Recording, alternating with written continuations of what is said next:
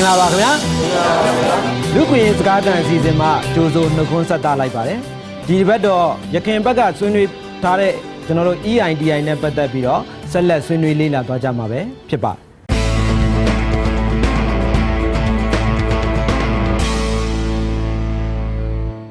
EITI နဲ့ပတ်သက်လို့ကမ္ဘာအကြီးဆုံးရေနံ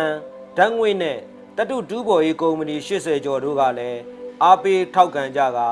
EITI လုပ်ငန်းတွေမှာတက်ကြွစွာပါဝင်ဆောင်ရွက်နေကြပါတယ်။နိုင်ငံလိုက်လှုပ်ဆောင်ချက်တွေများဖြင့်၎င်းနိုင်ငံတကာအဆင့်လှုပ်ဆောင်ချက်များဖြင့်၎င်းလုပ်ငန်းရှင်အဖွဲ့အစည်းများဖြင့်၎င်းပါဝင်ဆောင်ရွက်လျက်ရှိပါတယ်။ထို့ပြင်ယင်းနှိမ့်မြုပ်နှံမှုပမာဏဒေါ်လာ19ထရီလီယံကျော်ကိုစီမံခန့်ခွဲလျက်ရှိသောနိုင်ငံတကာယင်းနှိမ့်မြုပ်နှံမှုအဖွဲ့အစည်းများ၏ထောက်ခံမှုကိုလည်းရရှိထားပြီးဖြစ်ပါတယ်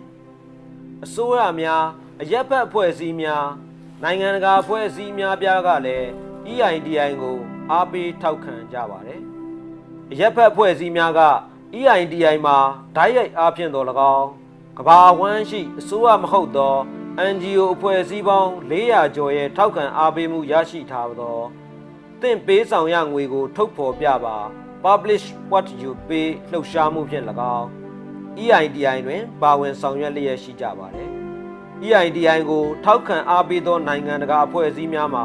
ကမ္ဘာ့ဘဏ်နိုင်ငံတကာရန်ပုံငွေအဖွဲ့နှင့်ဒေသတွင်းဖွံ့ဖြိုးရေးဘဏ်များလည်းပါဝင်ပါတယ်။ဤအဖွဲ့အစည်းတွေကအကောင့်တွေပေါ်နေတဲ့နိုင်ငံများကိုသာမက EITI ပြန်ပွားရေးလုပ်ငန်းများကိုပါကူညီထောက်ပံ့ပေးလျက်ရှိပါတယ်။အစိုးရအများပြားဖြစ်တဲ့ဥပမာဩစတြေးလျ၊ဘယ်လ်ဂျီယံ၊ကနေဒါ၊ဒိန်းမတ်၊ဖင်လန်၊ဂျာမနီ၊အီတလီ၊ဂျပန်၊နယ်သာလန်၊နော်ဝေး၊စပိန်၊ဆွီဒင်၊ဆွစ်ဇာလန်၊ဗြိတိန်၊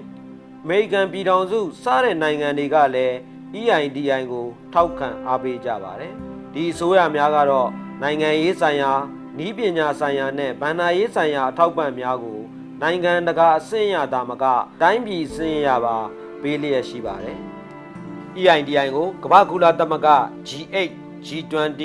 အာဖရိကသမဂ္ဂ International Organization of La Francophonie နဲ့ဥရောပသမဂ္ဂအစရှိတဲ့အဖွဲ့အစည်းတို့ကလည်းထောက်ခံချက်များပေးထားပါတယ်ခင်ဗျာ။ကဲနောက်ထပ်မေးမြန်းဆွေးနွေးမဲ့သူများရှိပါသေးလားခင်ဗျာ။ဟုတ်ကဲ့ပါမြန်မာနိုင်ငံအနေနဲ့ရော EITI နဲ့ပတ်သက်ပြီးတော့ဘယ်လိုကိစ္စမျိုးတွေမှာပါဝင်ဆောင်ရွက်နေတယ်လဲနောက်တစ်ခုကကြတော့အဲ့လိုလှုပ်ဆောင်မှုတွေကပါဝင်ဆောင်ရွက်မှုတွေကဘယ်အဆင့်ထိရောက်ပြီလဲဆိုတာကိုသိချင်ပါတယ်တဘာဝတရားစားတာတွတ်တက်ပစ္စည်းဆို area ကြီးကအရင်ကျဲတယ်အဲ့တော့အမတို့ကဟိုပါပေါ့ wine and gas လုပ်မလား mining မှာအမဘယ်လောက်ထိဟိုဟာလေဟိုတပိုင်တိုင်တွင်းနေလဲရှိတာကိုဘယ်လောက်ထိလုပ်မလဲပေါ့နောက်ကကျ hydro လုပ်အောင်မလားပေါ့နောက်က forestry ပါထဲအောင်မတို့အဲ့ဒါမျိုးတွေမဆွေးနွေးရသေးဘူးအဲ့ဟာကိုခုလာမဲ့ MST meeting မှာအမတို့ဆွေးနွေးရမယ်ဆွေးနွေးပြီးကံမှသာလေအမတို့ကဘယ်လိုဆက်သွားမယ်ဆိုတာကိုပြောလို့ရမှာပါဟိုအစိုးရလုပ်ပေးရမယ့်အဲမှာပါလဲဆိုတော့ဒီကျွန်တော်တို့ဟိုညွန်ပေါင်းဖွဲ့ခေါ်တယ်သုံးခုဆိုင်ညွန်ပေါင်းဖွဲ့ခေါ်တယ် MSG ခေါ်တယ် Multi Stakeholder Group ကြီးပေါ်ပြီးဆိုတော့သူကတရားဝင်စာထုတ်ပေးရတယ်ဗျနော်ထုတ်ပေးရတာကိုလည်းထုတ်ရုံနဲ့မဟုတ်ထုတ်ပြီးသိပြီးတော့ခုနပြည်နယ်နဲ့တိုင်းအဆင့်တွေမှာရွာအဆင့်တွေမှာပါဒီကျွန်တော်တို့လုပ်နေတာတွေကိုလူတွေသိပြီးတော့အနောက်ချက်မပေးပဲဝိုင်းကူအောင်အဲ့ဒီကသူတို့လုပ်ပေးရမှာကျန်တယ်အဲ့ဒါလုပ်တဲ့တဲမှာပါတယ်ခုနသူပြောတဲ့တဲမှာဗမာပြည်တယံဇာတတဲမှာဟိုအဓိကဝင်ငွေအများဆုံးက oil and gas ဆိုပြောတယ်နော်ဒီကမပါမနေပါမယ်ပေါ့နော်ဟိုတွင်းတတ်တူတွေကိစ္စကကြတော့ဗမာပြည်အခြေအနေကခုနပြောသလိုတိုင်းသားဒေသတွေမှာရှိနေတယ်ပြောလောက်ရတာခက်တယ်ဒါပေမဲ့လောက်တဲ့နေဟာတွေမှာပါတယ်နော်ပြီးတော့ဟိုဗမာပြည်ကတစ်တော်လဲနာမည်ကြီးပြောင်းသွားပြီဟိုပြောင်းသွားတော့တစ်တော်လဲထွက်ကုန်တစ်ခုအနေနဲ့ဒီကတွက်ကြမလားဆိုဒီပြင်အစီအစဉ်တစ်ခုရှိတယ်အဲ့ဒါတော့ဟောမလို့ဘူးနောက်တစ်ခုကကျွန်တော်တို့ဗမာနိုင်ငံကိုချင်းကြောက်တာမှာဒီရေရလက်စစ်နော်တန်လွင်မှာခုဟိုရေရလက်စစ်6ခု6ခုရှိတယ်အဲ့ဒီဟာမျိုးတွေပြီးတော့ဟိုမြစ်စွန်ကလည်းမပြတ်သေးဘူးမပြတ်သေးတော့ကျွန်တော်တို့ဒီရပ်ဘက်ဖွဲ့စည်းတွေကတော့ဒီဟာတွေပါတဲ့နယ်လို့မြင်တယ်ပေါ့နော်နောက်တစ်ခုကဒီအဖွဲ့ကအားကောင်းတာလေဟိုတိုင်းသားအားလုံးပါတယ်ဗျဟုတ်လားတိုင်းသားအားလုံးပါတယ်သူတို့ရဲ့ကိုယ်စားလှယ်တွေပါနေတယ်အဲ့ဒီဟာပြောရေးဆိုခွင့်မှာဟိုသူတို့ရဲ့အပူပန်လေးတွေကျွန်တော်တို့အားလုံးပါပြတော့ခုနသူပြောတဲ့ဘယ်ကဏ္ဍတွေရွေးကြမလဲဆိုရင်ဒီဟာတွေအားလုံးကျွန်တော်စဉ်းစားပြင်မယ်တွေးပြင်မယ်တဲ့နော်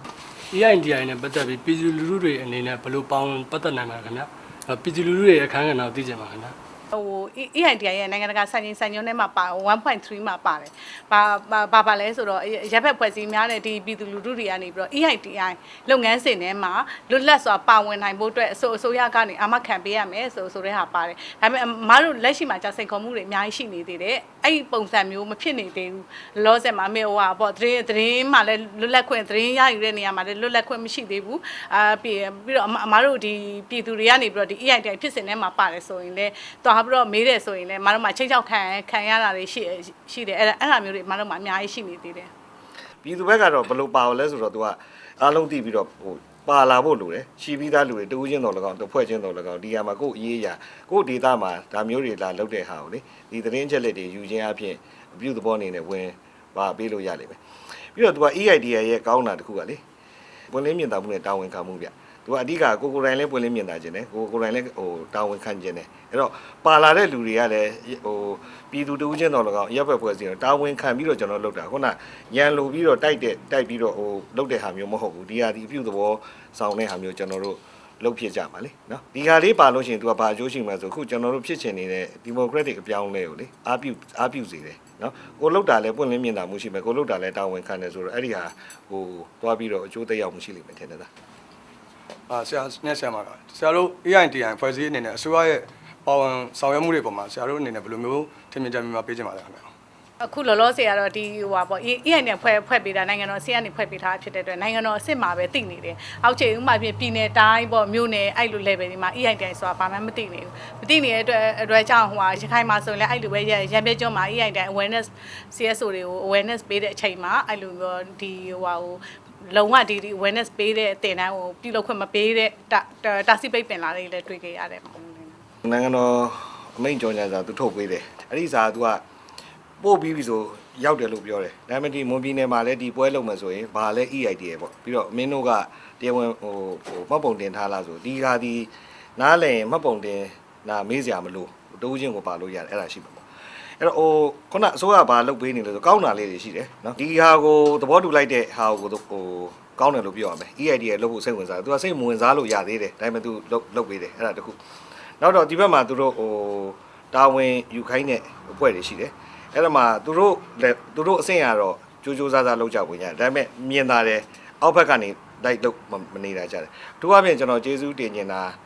ဒီဘက်မှာပါပြနေဦးမောင်သိန်းတို့ပြီးတော့ခုနဟိုတတုတင်ဝန်ကြီးဌာနတအားကောင်းတယ်နော်လိုချင်တဲ့သတင်းအချက်လက်ပါညာချက်ချင်းပံ့ပိုးပေးတယ်ရင်းနှီးရှိတယ်လိုသေးတာကတော့သူကျွန်တော်တို့ဂရိပေးထားတာရှိတယ်ဥပမာဒီဟိုကွင်းနေဆိုတာပြည်နယ်နဲ့တိုင်းအဆင့်တွေမှာလိုက်ပြောပေးမယ်ဘာလို့လဲဆိုလိုက်မိတ်ဆက်ပေးမှရမှာအဲ့ဒီဟာတော့သူခုထိလုံးမပေးသေးဘူးเนาะဒီဟာကြည့်ပြီးတော့သူလုံးနေမယ်ထင်တယ်เนาะအဲ့ဒါရှိတယ်เนาะအဲ့တော့ဟိုပါပဲဒီဟာလေးကအကောင်းပြောင်းထဲမှာအကျိုးရှိတယ်သူတို့ဘက်ကအားပေးလာလို့ရှိရင်ပိုကောင်းတယ်အစိုးရပါဖို့အရေးကြီးတယ်เนาะပြည်သူကတော့ပါပြီးသားတိုင်းသားအစုံလည်းပါပြီးသားအဲ့ဒါလေးကိုကောင်းကောင်းမွန်မွန်လုပ်ဖို့ပဲလိုလိမ့်မယ်ထင်တယ်เนาะ EITI အဖွဲ့ဝင်လောင်းနိုင်ငံဖြစ်ဖို့အတွက်ဆိုရင်နိုင်ငံတကာ EITI ဘုတ်အဖွဲ့ကိုရှောက်လွှာတင်ရပါတယ်ရှောက်လွှာမတင်မီမှာအစိုးရတွေလှုပ်ဆောင်ရမယ့်အဆင့်၄ဆင့်ရှိပါတယ်၁အစိုးရသည် EITI ဖော်ဆောင်မည့်ရည်ရွယ်ချက်ကိုရှင်းလင်းပြတ်သားစွာအများသိစေရန်ထုတ်ပြန်ကြေညာရပါမယ်၂အစိုးရသည် EITI ဖော်ဆောင်ရေးကိစ္စတွင်ဥဆောင်ဥရွက်ပြုမည့်အဆင့်မြင့်အရာရှိတဦးကိုခန့်ထားခြင်းသို့မဟုတ်အဆင့်မြင့်အဖွဲ့ကိုဖွဲ့စည်းတာဝန်ပေးခြင်းပြုလုပ်ရမည်ဖြစ်ပါတယ်၃အစိုးရသည် EITI ဖော်ဆောင်ခြင်းနှင့်ပတ်သက်၍ရပ်ဘက်အဖွဲ့အစည်းများကုမ္ပဏီများနှင့်ပူးပေါင်းဆောင်ရွက်ရမည်ဖြစ်ပြီး EITI ဖော်ဆောင်ရေးကိစ္စကိုစောင့်ကြပ်ကြီးကြပ်မည့်သုံးပွင့်ဆိုင်ညွှန်ပေါင်းအဖွဲ့ MSG ကိုဖွဲ့စည်းပေးရမည်၄သုံးပွင့်ဆိုင်ညွှန်ပေါင်းအဖွဲ့ MSG အခွန်ငွေများတိုက်ဆိုင်စစ်ဆေးခြင်းအစီရင်ခံစာထုတ်ပြန်ခြင်းအတွက်သတ်မှတ်အချိန်စရာအတိုင်းလုပ်ငန်းများအချိန်မီပြီးစီးအောင်အစီအစဉ်များရေးဆွဲရမည်ဖြစ်ပါသည် EITI စံချိန်မီအဖွဲ့ဝင်နိုင်ငံဖြစ်ရန်အတွက်အဖွဲ့ဝင်လောင်းကာလတွင်နိုင်ငံများအနေဖြင့်ဆောင်ရွက်ရမည့်လုပ်ငန်းများလည်းရှိပါတယ်၁ EITI လုပ်ငန်းစဉ်များကိုသုံးပွင့်ဆိုင်ညွှန်ပေါင်းအဖွဲ့ MSG မှထိရောက်စွာကြီးကြပ်မှုပေးရပါမည်၂ EITI အစီရင်ခံစာများကိုအချိန်မီထုတ်ပြန်ရပါမည်၃ EITI အစီရင်ခံစာများတွင်တယံဇာတတူးဖော်ထုတ်လုပ်ရေးလုပ်ငန်းဆိုင်ရာဆက်သတင်းချက်လက်များပါဝင်ရပါမည် EITI အစီရင်ခံစာတွင်အစိုးရမှတဘာဝသယံဇာတတူးဖော်ထုတ်လုပ်ရေးလုပ်ငန်းများမှရရှိသောအခွန်ဝင်ငွေများကိုအပြည့်အဝထုတ်ဖော်ပြသခြင်းနှင့်ရေနံတဘာဝဓာတ်ငွေ့နှင့်တတုတူးဖော်ရေးကုမ္ပဏီများမှအစိုးရကိုပေးဆောင်ရသောအခွန်ငွေများကိုထုတ်ဖော်ပြသခြင်းအားပြည့်စုံစွာဖော်ပြထားသောအစီရင်ခံစာဖြစ်ရန်လိုအပ်ပါသည်၅ပြည်ပဆိုင်ရာစံနှုန်းများကိုလိုက်နာကျင့်သုံးရာတွင်ယုံကြည်စိတ်ချရသောလုပ်ငန်းစဉ်ဖြစ်ရန်လိုအပ်ပါသည်6 EITI အစီရင်ခံစာများသည်ရှင်းလင်းတိကျမှုရှိခြင်းအလွယ်တကူနားလည်နိုင်ခြင်းပြည်သူလူထုအလွယ်တကူလက်လန်းမီဖတ်ရှုနိုင်မှုရှိရမည်ဖြစ်ပြီးလူထုအတွင်းဆွေးနွေးညှင်းကုန်သုံးသပ်မှုများအတွက်အထောက်ပံ့ဖြစ်ရပါမည်9ပါဝင်ပတ်သက်သူသုံးပွင့်ဆိုင်ညွှန်ပေါင်းအဖွဲ့အနေဖြင့် EITI ကောင်တယ်ဖော်သည့်လုပ်ငန်းစဉ်မှရလဒ်များနှင့်အကျိုးသက်ရောက်မှုများကိုပြန်လည်သုံးသပ်ပြီးရှေ့လုပ်ငန်းစဉ်များအတွက်သင်ခန်းစာများရရှိရန်လှုံ့ဆော်ရမည်ဖြစ်ပါသည်မြန်မာနိုင်ငံအနေဖြင့် EITI စံချိန်မီဖွဲ့ဝင်နိုင်ငံဖြစ်ရန်အထက်ပါချက်များကိုအကောင့်ထဲပေါ်ဆောင်ရွက်ရမည်ဖြစ်ပါသည်ဆိုတော့အခုလောက်ဆိုလို့ရှိရင် EITI နဲ့ကိစ္စနဲ့ပတ်သက်ပြီးတော့ဆွေးနွေးလေ့လာခဲ့ကြတဲ့ပတ်သက်ပြီးတော့ဒီမှာရှိတဲ့သင်တန်းသူသင်တန်းသားတွေလည်းတော်တော်လေးကျွန်တော်တို့လေ့လာမှတ်သားရလိမ့်မယ်လို့မျှော်လင့်ပါတယ်ဆိုတော့ကျွန်တော်တို့တွေကလည်းပြောမှဆိုလို့ရှိရင်လူခွင့်ရင်းနဲ့ပတ်သက်ပြီးတော့လေ့လာထားကြပြီးသားဖြစ်တဲ့အခါကျတော့တကယ်တမ်းသာကျွန်တော်တို့ရဲ့နိုင်ငံတွင်းမှာတယံဇာတပစ္စည်းတွေကိုပွင့်လင်းမြင်သာမှုရှိနဲ့သာကျွန်တော်တို့ဆောင်ရွက်နေတယ်အသုံးပြုနေတယ်ဆိုရင်ကျွန်တော်တို့ပြည်သူလူထုတွေအတွက်ကောဘယ်လိုအခွင့်အရေးတွေရရှိလိမ့်မယ်လို့ကျွန်တော်တို့ဆက်တွေးတောမိပါလဲခင်ဗျာဟုတ်ကဲ့ပါဆရာတိုင်းပြည်မှာရှိတဲ့တယံဇာတတွေကတိုင်းသူပြည်သားတိုင်းနဲ့သက်ဆိုင်ပါတယ်ဆရာအဲဒီရတဲ့တယံဇာဘဏ္ဍာငွေတွေကိုပေါ့နော်အစိုးရပြည်သူလူထုတွေရဲ့အသက်ရှင်ရည်တည်ခွင့်အတွက်အသုံးချသင့်ပါတယ်အဲ့အတွက်ပြည်သူတွေရဲ့ဘဝအသက်ရှင်ရည်တည်ခွင့်ဆိုတဲ့အခွင့်အရေးနဲ့သက်ဆိုင်တယ်လို့ထင်ပါတယ်ဆရာဆိုတော့ဘယ်လိုနေရာတွေမှာသက်ဆိုင်မလဲဆိုတော့တိုင်းသူပြည်သူပြည်သားတွေရဲ့အသက်ရှင်ရည်တည်ဖို့ဟုတ်လားသူတို့တွေရဲ့ဘဝဖွံ့ဖြိုးတိုးတက်ဖို့ဒီနေရာတွေမှာအသုံးပြုမယ်ဆိုလို့ရှိရင်ကျွန်တော်တို့အများကြီးပဲပြည်သူလူထုတွေရဲ့အသက်ရှင်ရည်တည်ရေးဖွံ့ဖြိုးတိုးတက်ရေးဒါတွေအတွက်အထောက်အကူဖြစ်မယ်လို့ကျွန်တော်တို့ယူဆရတယ်ဟုတ်ကဲ့နောက်ထပ်ကောဟုတ်ကဲ့ဆရာအစိုးရအနေနဲ့ပေါ့နော်တယံဇာတရရှိတဲ့အခွန်ဘဏ္ဍာတွေကိုမှန်မှန်ကန်ကန်နဲ့စီမံခန့်ခွဲပြီးတော့ပေါ့နော်ပြည်သူတွေရဲ့လူနေမှုအဆင့်အတန်းမြင့်မားလာအောင်လုပ်ပေးမယ်နောက်ပြီးတော့ကျန်းမာရေးနဲ့ပညာရေးတိုးတက်မြင့်မားလာအောင်လုပ်ပေးမယ်ပေါ့အဲ့လိုဆိုရင်ပြည်သူတွေရဲ့စီးပွားရေးလူမှုရေးနဲ့ယဉ်ကျေးမှုဆိုင်ရာအခွင့်အရေးတွေကိုဖြည့်ဆည်းပေးရောက်တယ်လို့ယူဆမိပါရှင်ဆိုတော့ခုနပြောခဲ့သလိုပဲဟုတ်လားတယံဇာတကရရှိတဲ့ပစ္စည်းတွေကိုတယံဇာတကနေရရှိလာတဲ့အခွန်ဘဏ္ဍာငွေတွေကိုတကယ်တမ်းပြည်သူလူထုအတွက်အမှန်တကယ်လိုအပ်နေတဲ့ဟုတ်လားကျွန်တော်ပညာရေးကိစ္စကျန်းမာရေးကိစ္စလူနေမှုအဆင့်တန်းတွေမြင့်မားရေးကိစ္စကိုကျွန်တော်တို့အမှန်မှန်ကန်ကန်အသုံးချနိုင်မယ်အဲ့ဒီအတွက်ကိုလည်းပြည်သူလူထုတွေကပါဝင်ဆောင်ရွက်နိုင်မယ်ဆိုရင်ပြည်သူလူထုတွေနဲ့ခုနပြောတဲ့စီးပွားရေးဆိုင်ရာအခွင့်အရေးတွေလူမှုရေးဆိုင်ရာအခွင့်အရေးတွေယဉ်ကျေးမှုဆိုင်ရာအခွင့်အရေးတွေကိုကျွန်တော်တို့ရရှိခံစားနိုင်မှာပဲဖြစ်ပါတယ်ဟုတ်ကဲ့ဆရာကျွန်တော်အမြင်အရပြောရမယ်ဆိုရင်တော့ဆရာကျွန်တော်နိုင်ငံမှာဆိုရင်အစိုးရဒီနေပြီးတော့တိုင်းပြည်တယံဇာတတွေကိုစီမံခန့်ခွဲတဲ့နေရာမှာခေတ်ဆက်မှာဆိုရင်ကျွန်တော်ဒီတမိုင်းကြောင်းကိုပြန်ကြည့်မယ်ဆိုရင်သူတို့လှုပ်ချင်တဲ့ပုံစံတိုင်းပဲလှုပ်ခဲ့တာတွေ့ရပါတယ်ဆရာဒါပေမဲ့အခုကျွန်တော်ကြားသိရလောက်ပြောရမယ်ဆိုရင်အခုဆိုရင်တော့ကျွန်တော်အစိုးရတရအနေနဲ့တိုင်းပြည်တယံဇာတတွေကိုစီမံခန့်ခွဲတဲ့နေရာမှာသူတို့လှုပ်ချင်တဲ့လှုပ်လို့မရတော့ဘူးလို့သိလာပါတယ်နောက်ပြီးတော့နောက်ထပ်အရေးကြီးတဲ့အချက်ကိုကျွန်တော်ဗာတွေ့လာရလဲဆိုတော့ကျွန်တော်ပြည်သူလူထုရဲ့အရေးပါမှုကိုသူတို့သိလာတယ်လို့ထင်ရပါတယ်ဆရာပြည်သူလူထုပါဝင်မှုကိုလည်းသူတို့လိုလားလာတာကိုတွေ့ရပါတယ်နောက်ပြီးတော့အဖွဲ့အစည်းဖွဲ့တဲ့အခါမှာလည်းအစိုးရတရအနေနဲ့မဟုတ်တော့ဘဲနဲ့အစိုးရရဲ့ပြည်သူရဲ့ဒီကုမ္ပဏီတွေရဲ့အရက်ဘက်လူဖွဲ့အစည်းတွေရဲ့ပူးပေါင်းပါဝင်လာတာကိုတွေ့ရပါတယ်နောက်ပြီးတော့ဆရာနောက်ထပ်ဘာချက်တွေ့ရလဲဆိုတော့သူတို့အနေနဲ့သတင်းချက်လက်တွေထုတ်ပြန်လာတာကိုတွေ့ရပါတယ်ဆရာအစီရင်ခံစာတွေထုတ်ပြီးတော့အစီရင်ခံစာတွေကနေပြီးတော့လူထုတွေကိုသတင်းထုတ်ပြန်ပေးတဲ့အတွက်လူထုတွေအနေနဲ့လည်းသတင်းအချက်လက်နဲ့ပတ်သက်ပြီးတော့ရပိုင်ခွင့်တွေကိုရလာတာကိုတွေ့ရပါတယ်ဆရာအဲ့အတွက်ကျွန်တော်တို့ဒီမှာအခုတွေ့ရမယ်ဆိုရင်နောက်ဆုံးအနေနဲ့ဆိုရင်ပွင့်လင်းမြင်သာမှုတွေရှိလာတယ်တာဝန်ခံမှုတာဝန်ယူမှုဆိုတဲ့စိတ်ဓာတ်လေးတွေရှိလာတာကိုတွေ့ရပါတယ်ဆရာ